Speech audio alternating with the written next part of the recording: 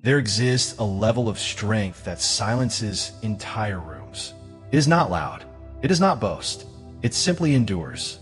This strength is both mental and physical, the kind that makes you look at a person and wonder if they are made of something beyond flesh. A strength that neither pain, fear, nor chaos can break. 400 years ago, in Japan, a man walked this path. His name was Miyamoto Musashi. He won more than 60 duels, never once defeated. He was not the strongest. He was not the fastest. But his mind was a blade sharper than steel. Before he died, he wrote the Book of Five Rings, a manuscript not about battle, but about the human spirit. He described a discipline so deep that motion and stillness became one, or even in chaos. The warrior's heart remained silent like the surface of a winter lake. Musashi's method was not about motivation. It was about elimination. To him, growth was not adding more, it was removing what blocked your essence. A sculptor does not create by adding clay, but by cutting away the excess until truth emerges. He called this the way, and those who follow it become terrifying, not because they harm others, but because they are untouched by the storms that destroy ordinary men. In another age, far from the sword and the battlefield, a man named Lucas began his own war. He was not a samurai. He was an engineer, 32 years old, married, 2 children, an ordinary life. But inside, he was crumbling. He promised to wake early. He didn't. He bought gym memberships 3 times, canceled them all. He started diets, broke them within days. He was strong in intention, weak in execution. When work grew stressful, he froze. When his marriage demanded difficult conversations, he delayed. When his children needed discipline, he handed that task to his wife. His days were spent reacting, never acting, drifting like a leaf on someone else's current. Then, one afternoon, everything cracked. In the middle of a meeting, his heart began to race. Sweat poured from his palms. The room spun. He couldn't breathe. He had a panic attack, right there in front of his boss.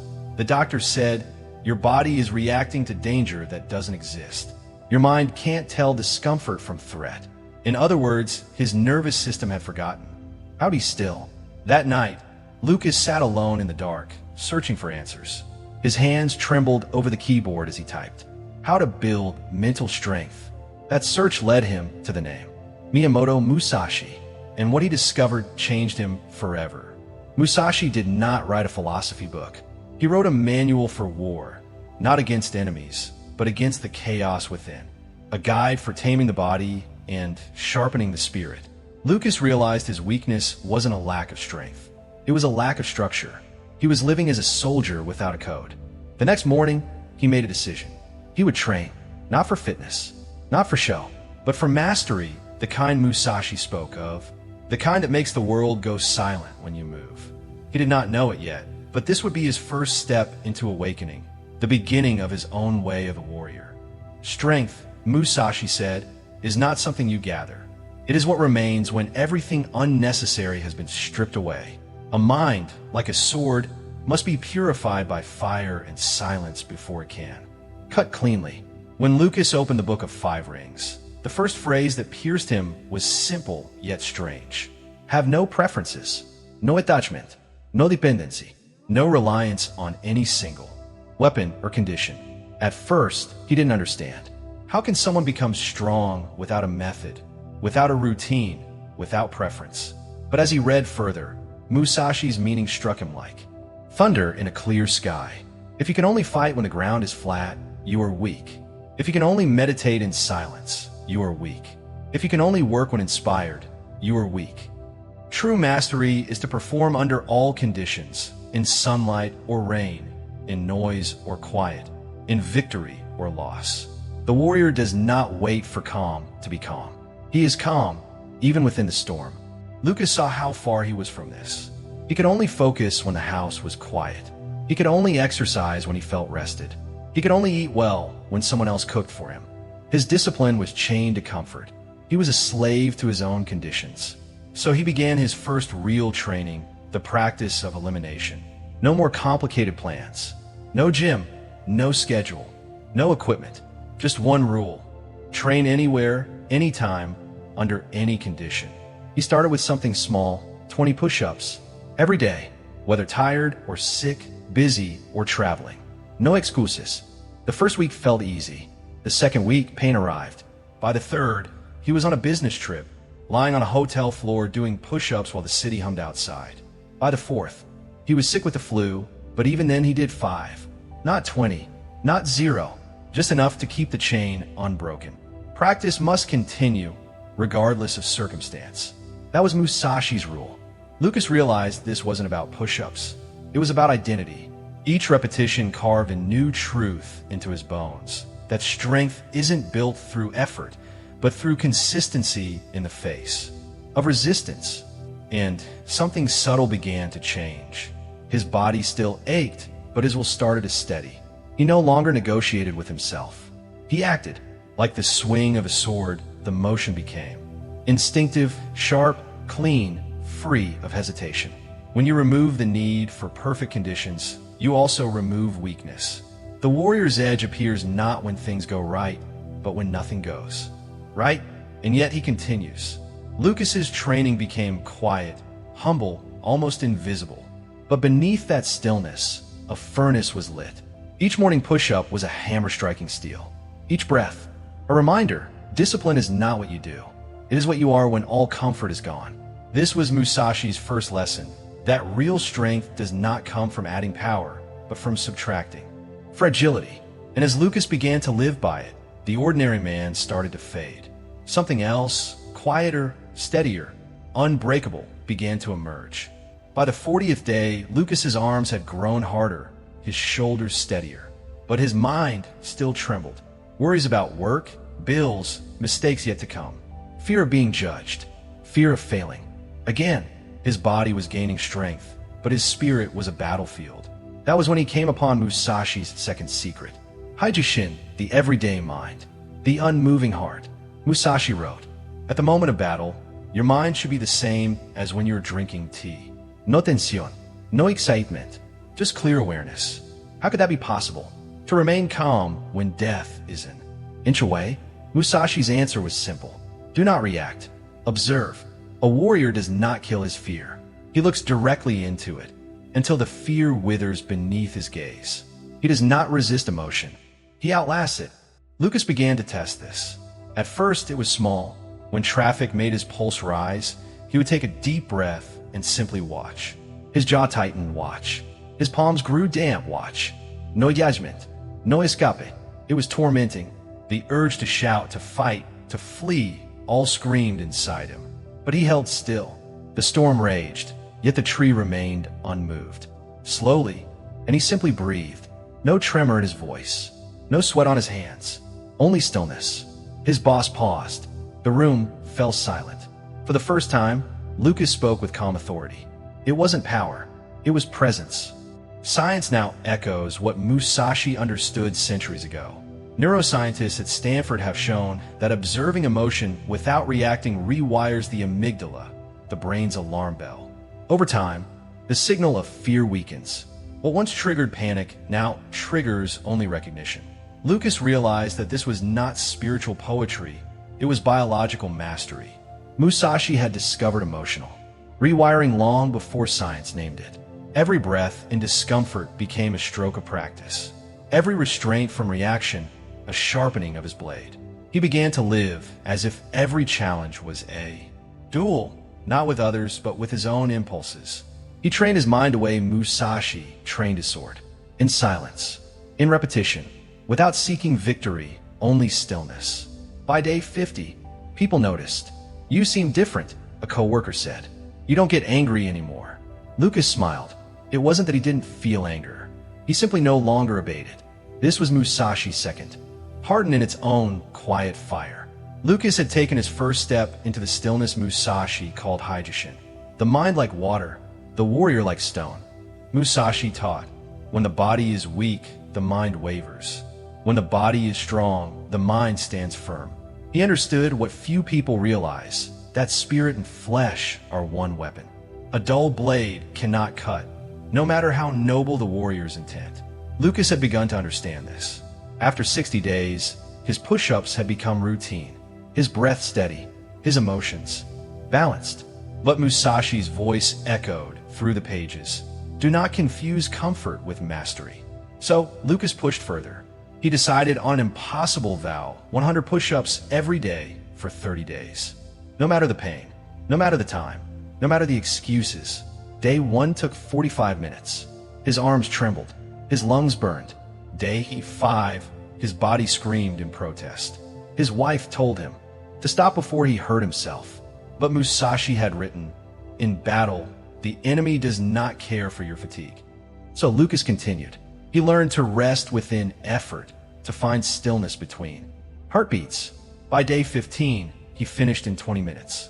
By day 30, he completed all 112 minutes without stopping. But what changed most wasn't muscle. It was certainty. He realized strength is not born from comfort, nor from talent. It grows only when a voice inside you says stop, and you do one more. That moment, when pain demands surrender, is the true forge of a soul. Musashi called this Sanai no Michi, the way of the warrior. It is not a path of glory, but of repetition. Not of inspiration, but of endurance. A path where discipline replaces motivation and action replaces emotion. Each push-up was a silent bow before the altar of perseverance. Each drop of sweat, a prayer whispered in movement. Modern sports psychologists say that elite performers don't rely on motivation. They rely on systems, small actions that repeat until identity replaces effort. Lucas saw this truth unfold in his own body. He was no longer a man doing push-ups. He was a man who does not stop. When you no longer ask, can I? But only when will I begin?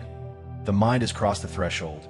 That is where the warrior lives, beyond hesitation, beyond weakness, beyond the limits of comfort. He stopped chasing perfection. He pursued consistency. Every repetition became a reminder. I endure. I remain.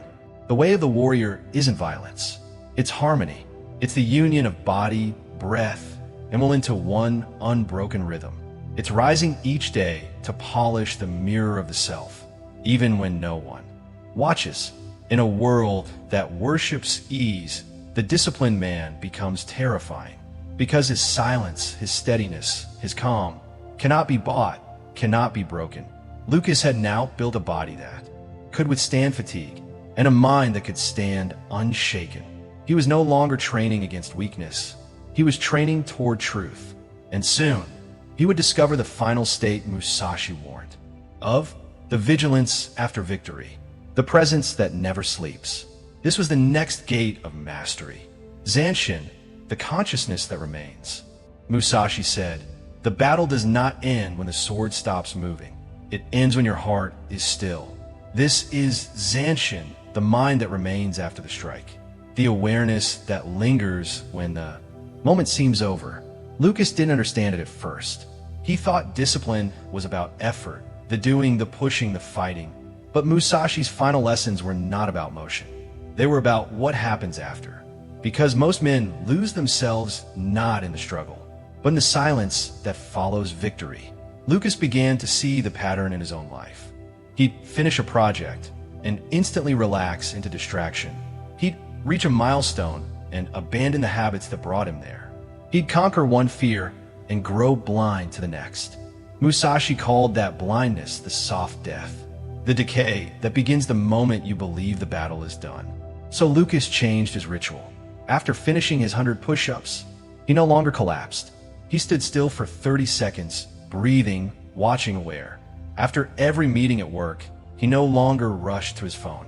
He sat for 1 full minute, letting the echoes settle. Small acts, invisible to others, but they carved his awareness like a monk polishing a single stone each morning. He began to realize discipline is not only action, it is presence. Awareness after the strike, calm after the storm. 90 days into his journey, the world began to notice. Colleagues said, "You don't flinch anymore." Friends said, "You're quieter, but stronger." Even his wife looked at him differently, as if standing beside someone anchored in something unseen. Because Zanshin is rare, is the quiet gaze of a man who no longer seeks to win or to prove, only to remain whole. But the true test came soon after, day 105. An emergency meeting. The company was making cuts. Lucas was among those to be let go. For a moment, the old instincts returned. The racing pulse, the spinning. Thoughts, the collapse of certainty. Then, just as quickly, he breathed. He watched. He did not react. The boss said, "You have 30 days." Lucas nodded. "Thank you for letting me know." He left the room, sat at his desk, and continued working, not in denial, but in stillness. Others panicked, cried, cursed fate. But Lucas remained like a mountain in the rain, so cold, yet unmoving. This was Fudo Shin, the unshakable mind Musashi described. Not numbness, but depth. Not detachment, but rootedness. Over the next 30 days, Lucas did what warriors do. He acted. He updated his resume, made calls, trained as usual. While others spiraled, he advanced quietly. By day 23, he had 3 job offers. He accepted one, 40% higher pay. The others were still waiting for luck to save them. It wasn't fortune that lifted Lucas. It was training. 1,000 small acts of awareness that hardened him against chaos. Each one prayer, each breath a blade, each moment a mirror. Musashi's final lesson had come alive in him. The tree does not stand firm because the wind stops. It stands firm because its roots grow deep. And in Lucas, those roots had reached the unshakable ground, the state where nothing is added, nothing is taken away. Only the presence remains. That is Zanshin. That is mastery. That is freedom. The sword has returned to its sheath. The battle has ended. But the lesson continues. Musashi's path was never about violence. It was about clarity, the art of facing life without flinching. Lucas's story reminds us that every one of us stands on a battlefield, not against others, but against the soft parts of ourselves that beg for comfort. So I ask you now, what is the weakness you will eliminate first? What comfort will you sacrifice to sharpen your edge? Write in the comments. Your words are your first strike, and who knows, someone reading them may begin their own journey today because of you.